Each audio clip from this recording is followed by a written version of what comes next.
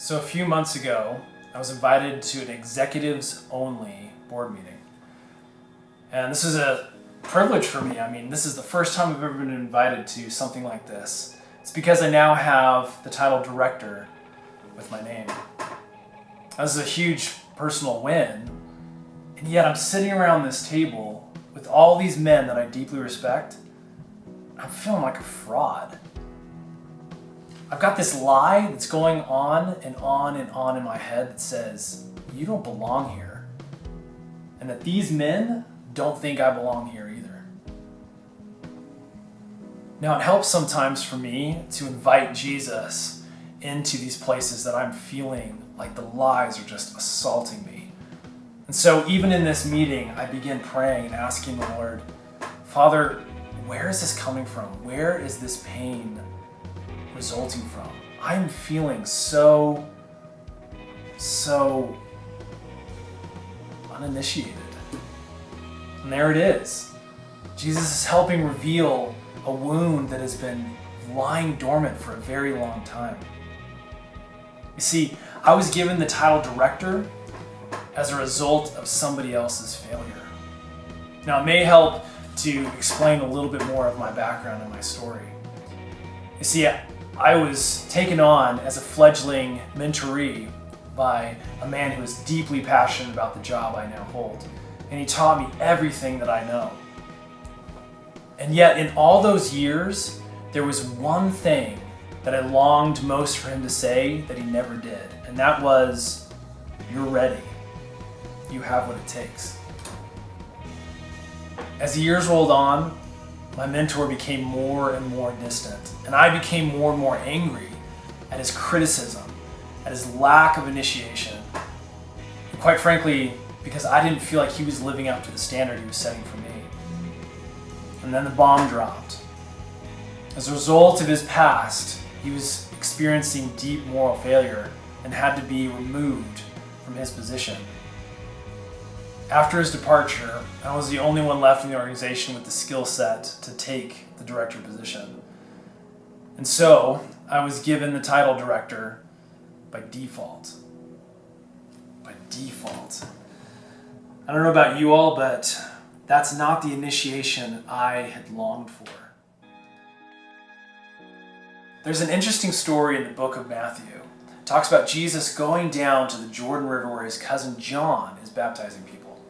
And as John draws Jesus up out of the water, the word says the Holy Spirit descends upon him, and a voice from heaven speaks out these words.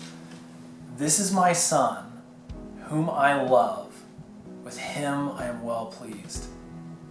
What an amazing initiation by God to his son Jesus. It seems that even Jesus needed some initiation. I think it helps to look at the exact words that God spoke to Jesus. He says, this is my son.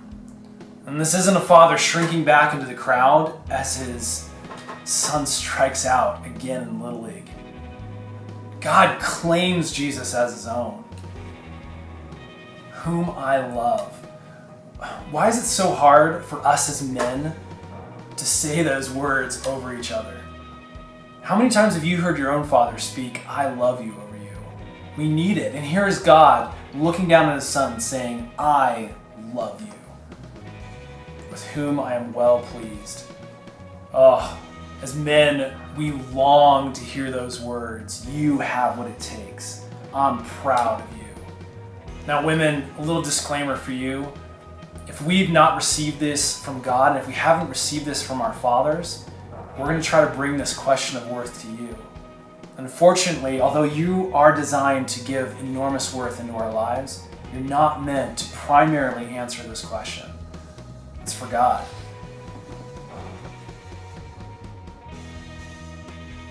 I've had to take that question of worth to the Lord quite often, especially after that revelation happened in that meeting that day.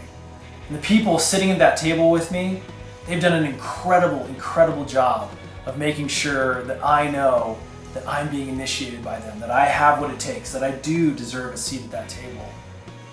But their voices are only a secondary confirmation for what God has already spoken over my life.